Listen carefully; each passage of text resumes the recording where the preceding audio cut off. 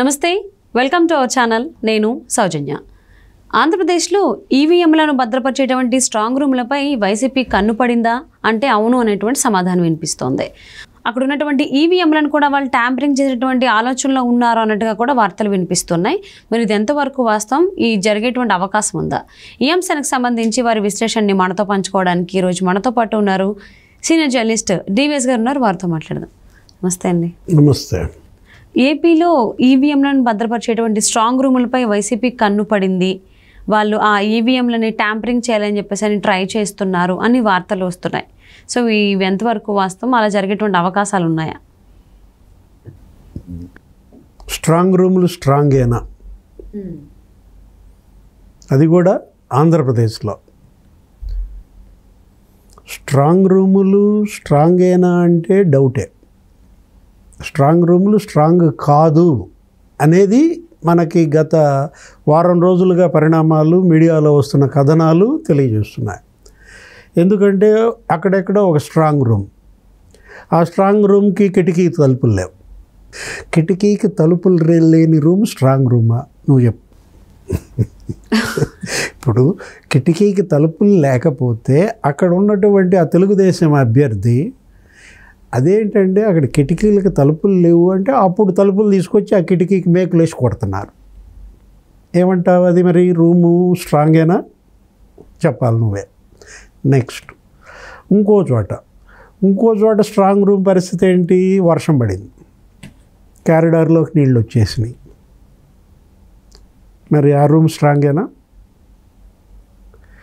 ఇంకో ఊర్లో అది స్ట్రాంగ్ రూమే అని బోర్డు ఉంది బయట, కానీ వర్షం పడుతుంది.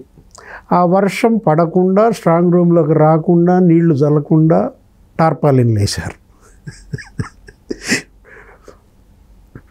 రూమ్ మీద టార్పాలిన్ పట్టాలు కప్పి వర్షం పడకుండా మరి ఈవీఎంలు లేకపోతే వీవీప్యాట్లు భద్రపరిచిన రూము స్ట్రాంగేనా? నేను చెప్తోంది ఎక్కడో కదా, ఆంధ్రప్రదేశ్లో స్ట్రాంగ్ రూమ్ల పరిస్థితిపై మీడియాలో వచ్చినటువంటి 3-4 కథనాలే నీకు జస్ట్ శాంపుల్గా చెప్పాను.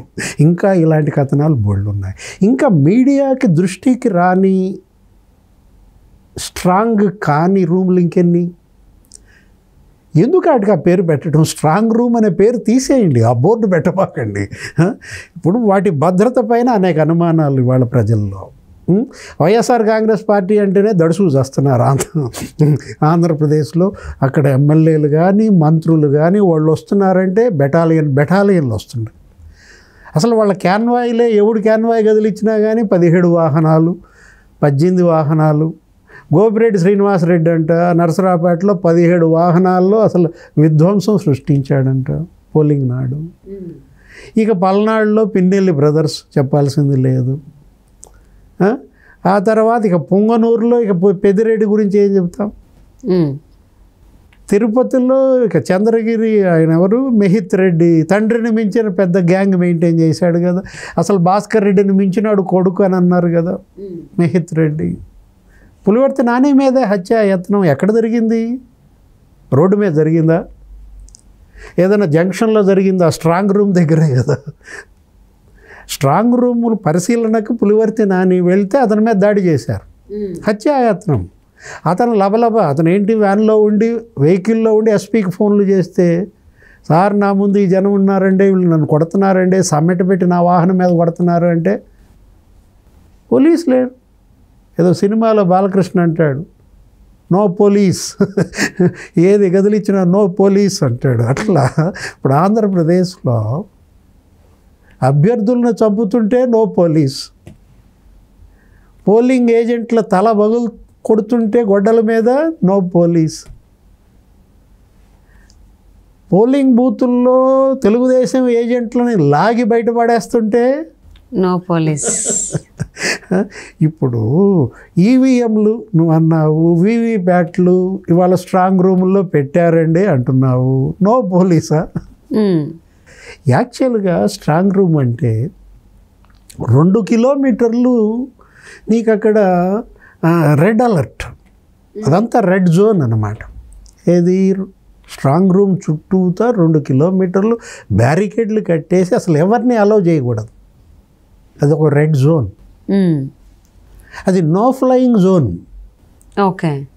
అక్కడ ఏమి ఎగరకూడదు, నువ్వు డ్రోన్లు ఎగరేయకూడదు. ఏది ఆ స్ట్రాంగ్ రూమ్ల పరిసరాల్లో 100 మంది పోలీసులను అక్కడ బందోబస్తులో ఉంచాలా. ఇప్పుడు ఆ స్ట్రాంగ్ రూములన్నీ కూడా కంట్రోల్ సెంటర్తో నీకు కనెక్ట్ చేయాలి. ఇప్పుడు కమాండ్ అండ్ కంట్రోల్ సెంటర్ ఉంటాయి.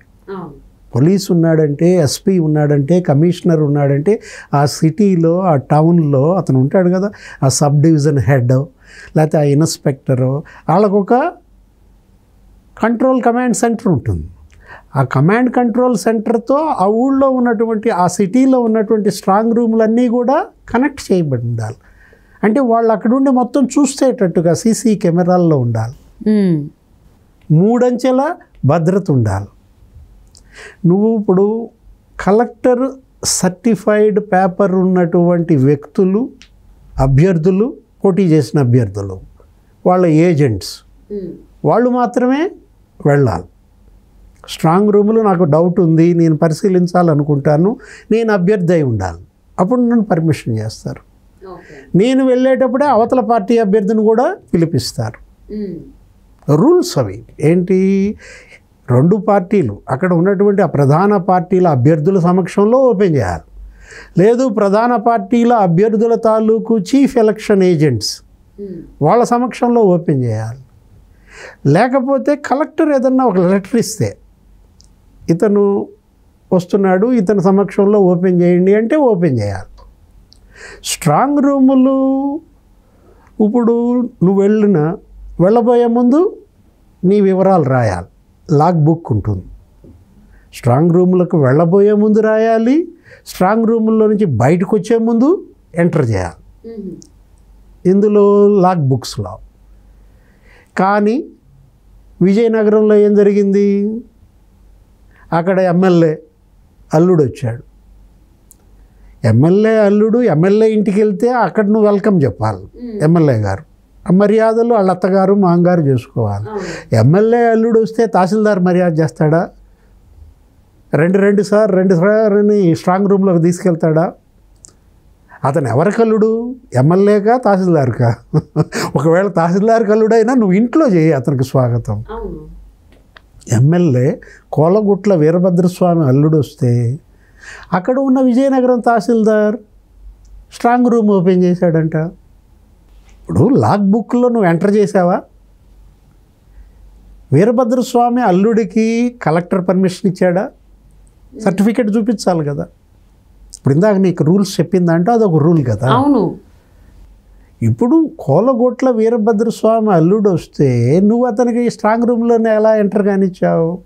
పైపెచ్చు ఎవరిని అభ్యర్థుల్ని, ఏజెంట్లని, కలెక్టర్ పర్మిటెడ్ పర్సన్స్ని అలౌ చేసినా ప్రత్యర్థులకు చెప్పాలి.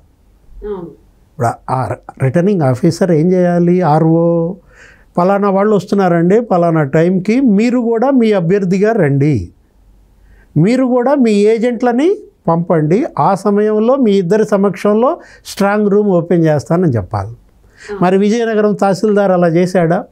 లేదు. వీరభద్రస్వామి అల్లుడు వస్తున్నాడు, మరి ఆయనకి ఏదో కలెక్టర్ పర్మిషన్ ఉంటే ఉందని చెప్పి తెలుగుదేశం వాళ్ళకి చెప్పాలి.